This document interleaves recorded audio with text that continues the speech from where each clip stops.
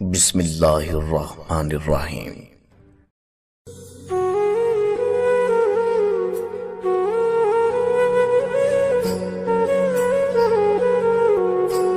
معزز ناظرین، میں پچھلے دنوں ایک طوائف سے ملا۔ اس کا حسن مجھے اس تک کس طرح لے گیا، کیوں لے گیا، یہ مجھے معلوم نہیں۔ ناظرین، وہ 21 سال کی تھی مگر جسم کی چال سے 18 کی بھی نہیں لگتی تھی۔ اس کے ہونٹ کے اوپر ایک تل تھا جیسے چاند پر ستارہ آ گیا ہو۔ وہ یوں تو خوش نظر آتی تھی مگر کئی دنیا کی ظلم اپنے آنکھوں میں قید کیے ہوئے تھے، اس لیے اس کی نظروں میں وحشت تھی۔ میں نے پوچھا، تمہیں محبت ہوئی ہے کبھی؟ اس نے اپنا پلو سمیٹا اور دوپٹہ کمر سے باندھ دیا اور کہنے لگی، محبت کے نام سے طوائفیں ناآشنا ہوتی ہے۔ میں نے پوچھا، کوئی اس حسن پر ابھی تک کیوں نہیں مرا؟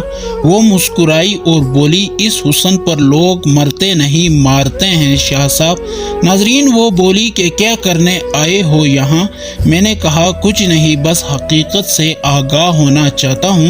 کہنے لگی، کیا کر سکتے ہو میرے لیے؟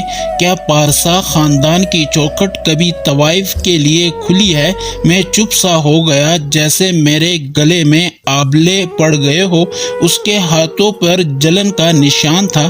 میں نے پوچھا، سنیے، کیا ہوا ہے اس کلائی کو؟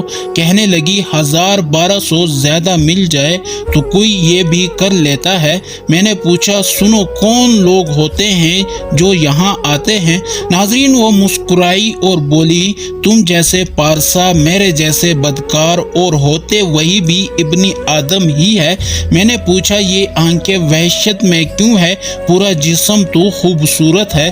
میرے طرف دیکھا اور کہا کہ جسم سے کاروبار چلتا ہے اور آنکھوں سے محبت چلتی ہے، جو ہمارے نصیب میں نہیں، اس لیے جسم خوبصورت اور آنکھیں بدصورت ہے۔ میں اٹھ کے جانے لگا اور خدا حافظ کہا۔ ناظرین، وہ بولی، غسل کر لینا جا کر، خیر کچھ کیا ہو یا نہ ہو، تم ایک طوائف کے کوٹے سے ہو کر جا رہے ہو۔